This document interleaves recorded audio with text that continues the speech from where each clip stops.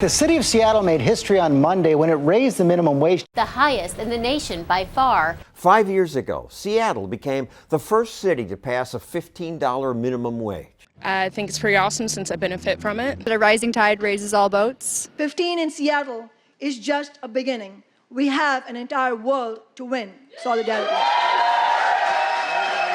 When the law passed, we went to Seattle to interview people about it. It's a good thing that we're leading the way for the rest of the country. I wish that it was all over the place, not just Seattle. Increasingly, it is. New York State taking steps towards a $15 an hour minimum wage. Other states and lots of cities have copied Seattle. California Governor Jerry Brown signed a $15 minimum wage bill. But now the results from Seattle are in. Some people are being paid more. They're the winners.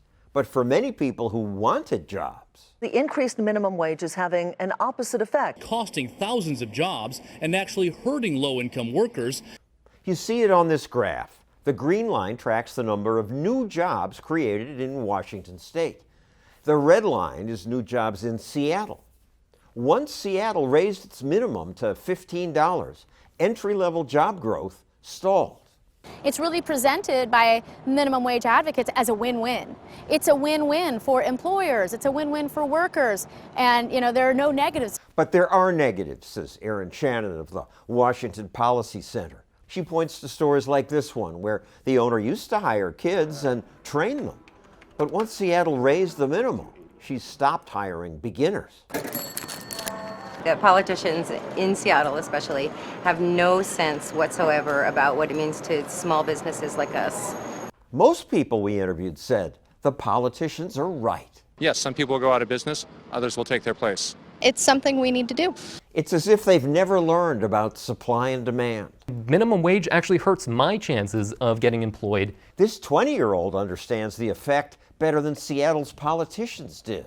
Raising the minimum wage causes increased unemployment. Rigel Novakoza is one of the $1,500 winners of a video contest done by my classroom charity. My name is Dylan Hodes, and this is my Wage Rage.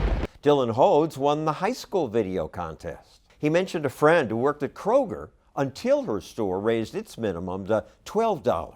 She was getting paid $12 an hour, but slowly but surely they started cutting her days, her hours. She was regulated to only working on Sundays. And that's because she was young and inexperienced. I feel the big thing... She wasn't worth $12. She wasn't worth $12 to Kroger. She's worth the world to me, but she wasn't worth $12 to Kroger. I learned things from their videos, like how many wealthy countries have no minimum wage. Countries such as Iceland, Norway, Sweden, and Switzerland. Nobody knows that. No, and especially with Switzerland, which has much lower unemployment than America, partly because Switzerland has no minimum.